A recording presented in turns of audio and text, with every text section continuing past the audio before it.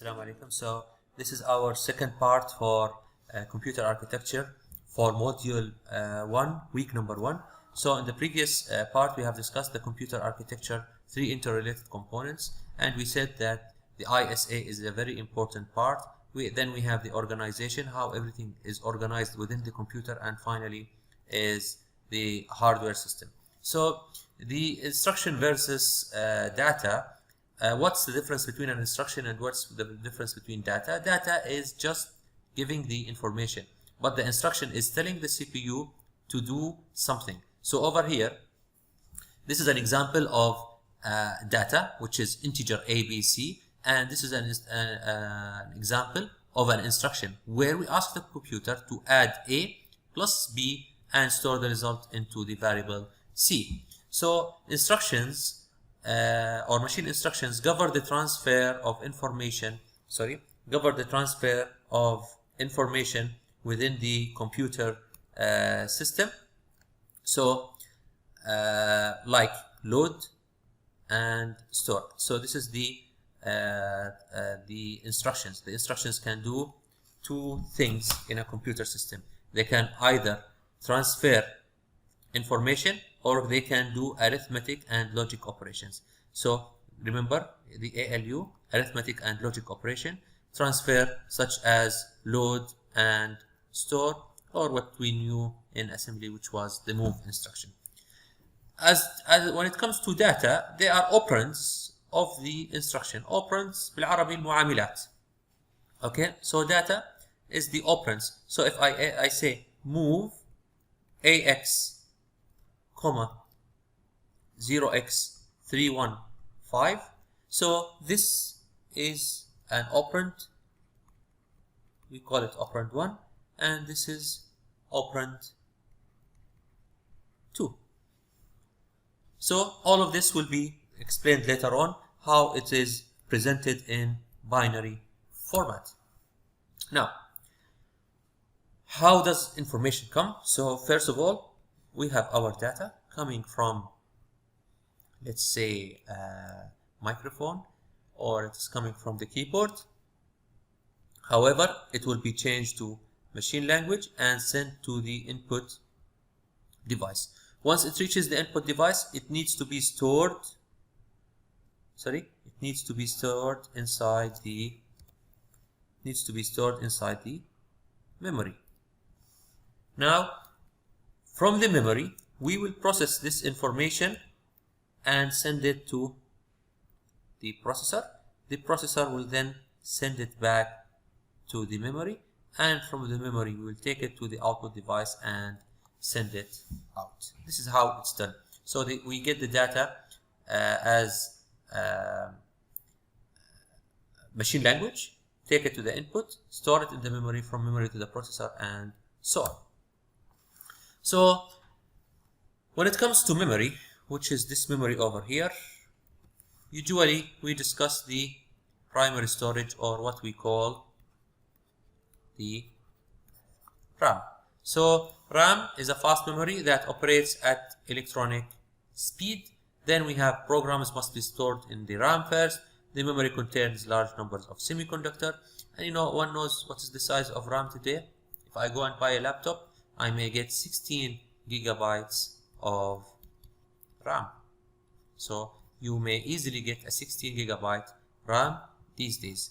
Then we have, they provide easy access to any data. The number of bits is called the word length. Then we have the RAM, or what's called random access memory. Remember the cache, and I will remind you here of our memory pyramid. What was on top? We had registers, then we had the cache, then we have the cache, then we have RAM, then we have the secondary storage, and then the magnetic disks and these things.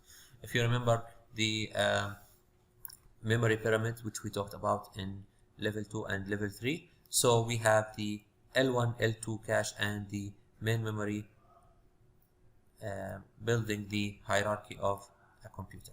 So the secondary storage are magnetic disks, optical disks, and solid state drives nowadays. These are all considered secondary storage. Just to remind you, remember volatile and non-volatile. We said RAM is volatile. What do you mean by volatile? Volatile means if the power goes off, there is no information stored in the RAM, while as the secondary storage is a non-volatile storage. Then let's recall the instruction cycle. Fetch, decode, execute. Fetch what and from where? Remember, fetch the instruction from the memory. Okay, how do we know which instruction to execute? Or remember this is the program counter. And what is this? Instruction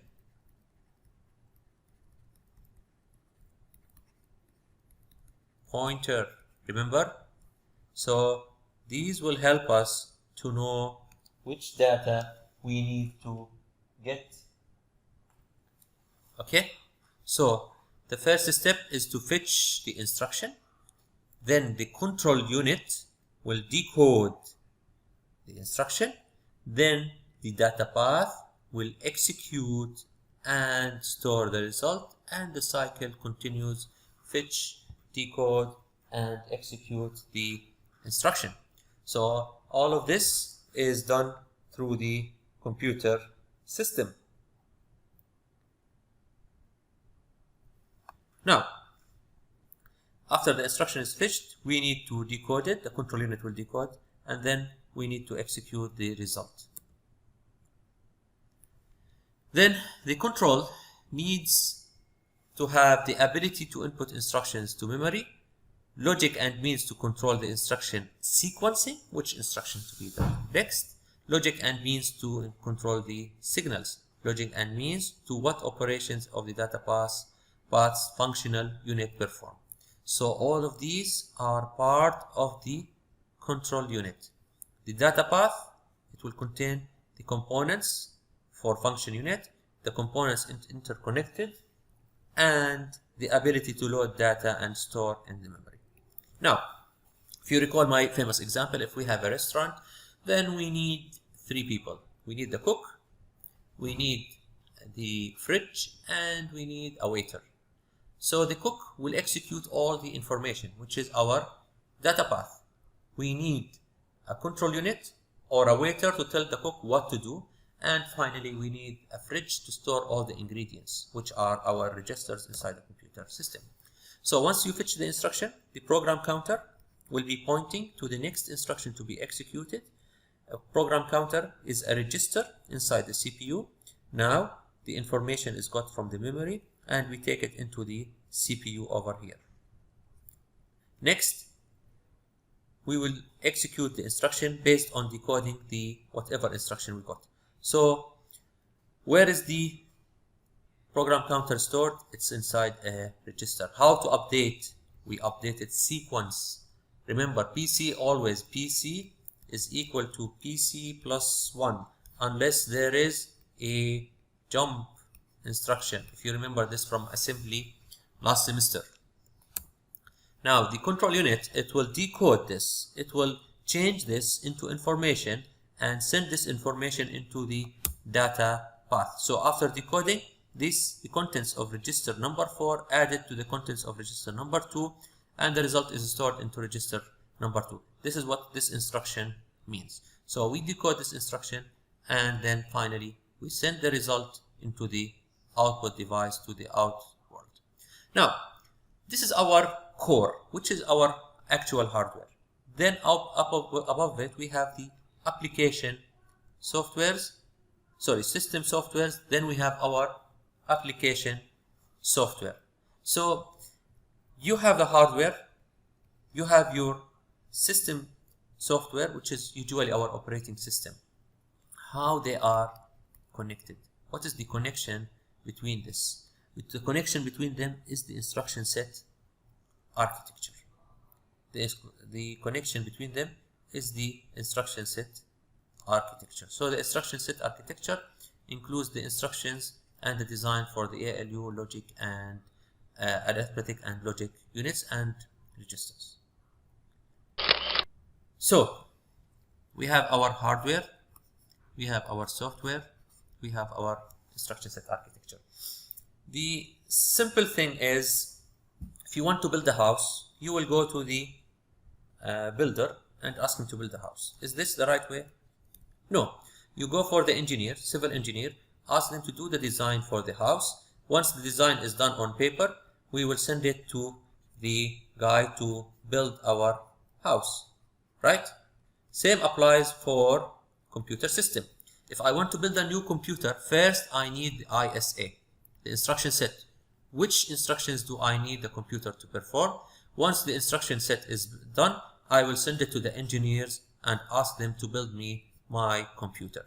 Okay, so this is how it's done. So the ISA is the building block, and it is the boundary between software and hardware inside a computer.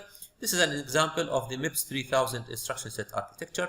You can see here we have different types of instructions which are load and store, combinational, jump and branch, floating point, memory management, and special instructions.